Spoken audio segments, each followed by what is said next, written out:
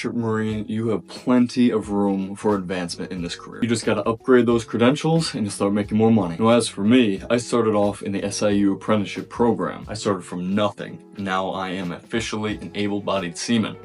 Going through the program, I got many different credentials. Anchorman, DL, lifeboat, firefighting, all the things you need to work on a ship and become an able-bodied seaman. Now, the benefit of that school and upgrading, advancing in this career and gaining more credentials is just very simple.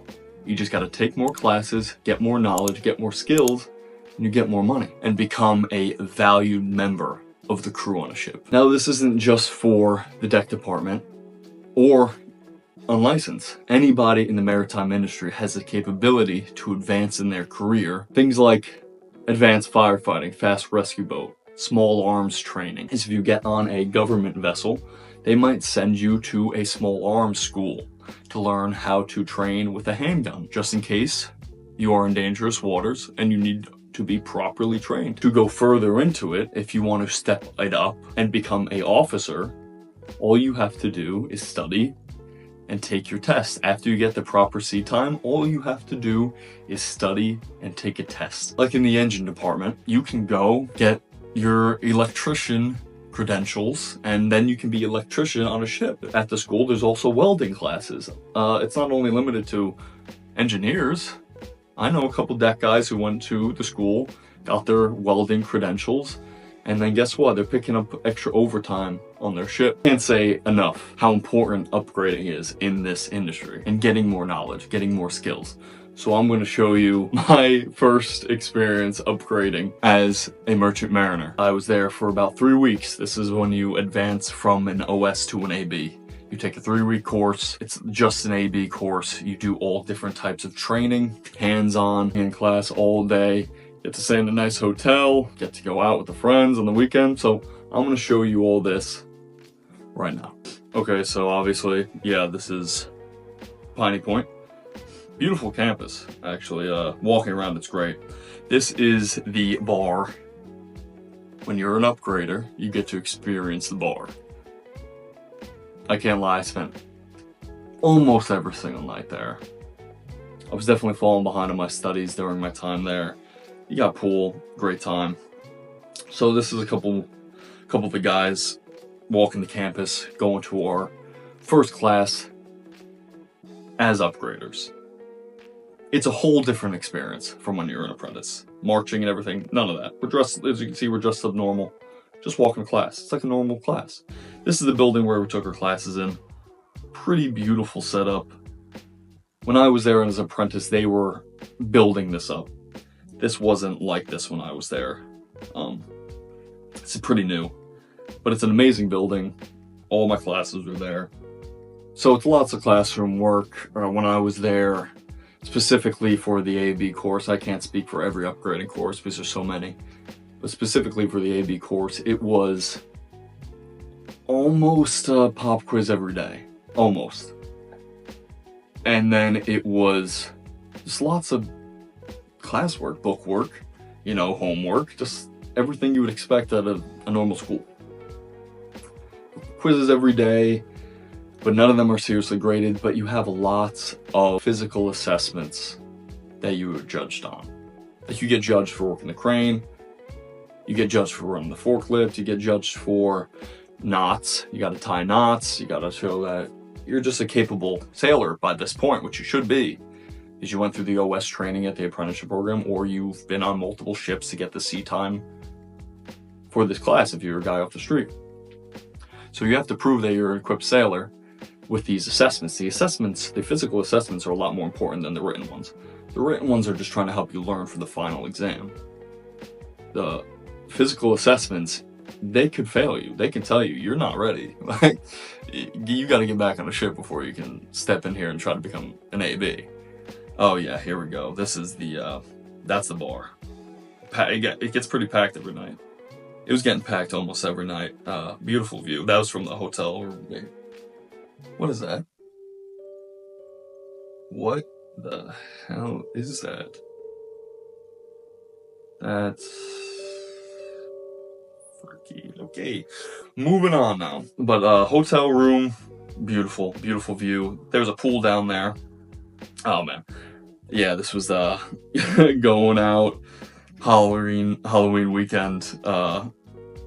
You wouldn't think it, but down about a 25-minute drive down through Piney Point, you get to find some good spots. You got the palm trees in the back on the water. We're having a good time. Oh hell yeah. There's my boy dancing with some pickles. The pickle men. The pickle group has enough pickles for all types of OnlyFans girls. And yeah, oh yeah, let me just skip that. I'm sorry, let me skip that. Okay, next day. See, as you can see, the campus is nice. Oh, those brown buildings there, that's where the NCL, the cruise line people come when they come and train. They come and train there and stay there. This is the simulator. Pretty awesome setup for the simulator. You can watch your other classmates when they're going through the simulator. You can view them from the outside room. These simulators, they were great. This is where you do all your steering and navigational work. You stand as the mate, you stand as the helmsman, you stand as the watchstander. It's awesome that they go the rescue signal there. It's great training. It really is. Here you practice steering the ship, or steering through the channel. The multiple simulators really are just awesome, so helpful. You really get to dial in your skills as a helmsman, your skills as a watchstander, your potential learning the skills of becoming a mate on the bridge. There's also crane simulators where you can pick up the cargo boxes on the containers on a container ship.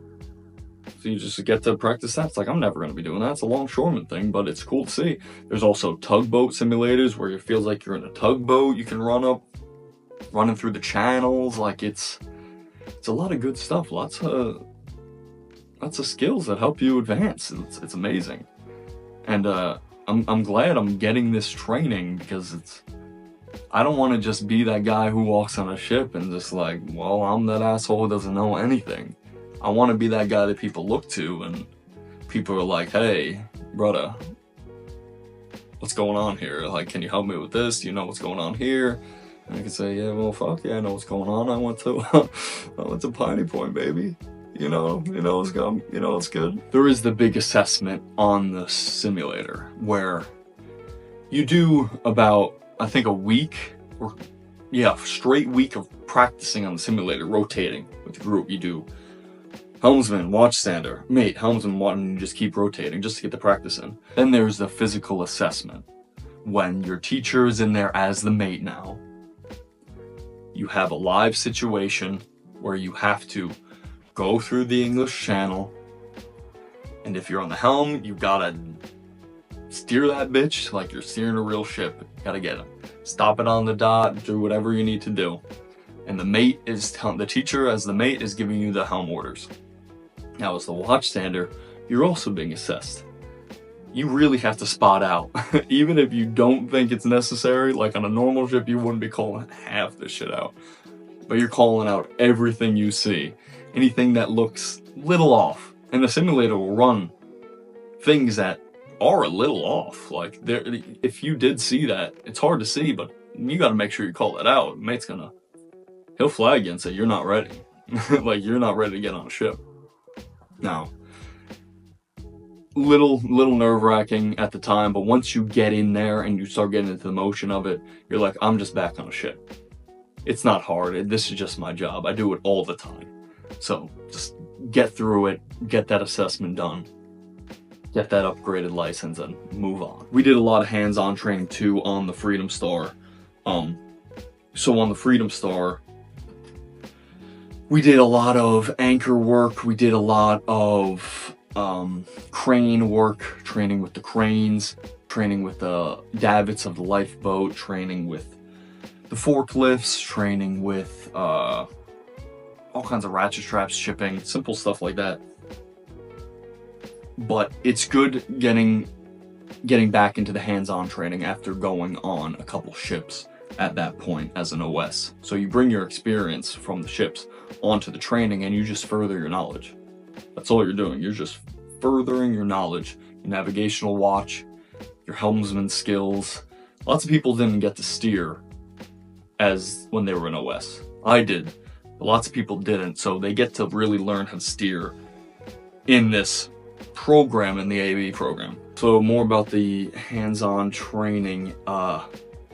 You would do multiple days just working on the crane. You work in the seat of the crane, controlling the crane. Then you work outside the crane, directing the crane, picking up stores, putting it on the dock, picking it up, putting it on the ship. And then you work on the dock, the guy who straps it up to the crane, the cargo straps it up and gets it moving. Very normal things that you do almost daily on a ship. Every time you're in port, you're getting stores, you're working with the crane, you're working with the straps. So you're getting this great hands-on training that just furthers your knowledge. Okay, here we go. Out on the night again. We actually met a couple random people and they decided to take us out on their boat for the night. This was probably 3, 4 in the morning right here. And we pulled up to this little island. Yeah, I mean, it was only 3 weeks, so there wasn't really too much going on. We went through the training. It was great. It was hands-on. Yeah, we were having a good time on that island, though. That's how we really ended the program with a good celebration and a good time out. It was such a good time. Now you know the importance of upgrading in the Merchant Marine. In my experience, upgrading for the first time as a Merchant Mariner.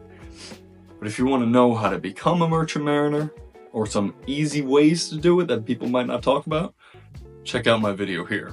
But if you want to see one of my great times as a Merchant Mariner for 180 days, check out the video here. Great story. Great time.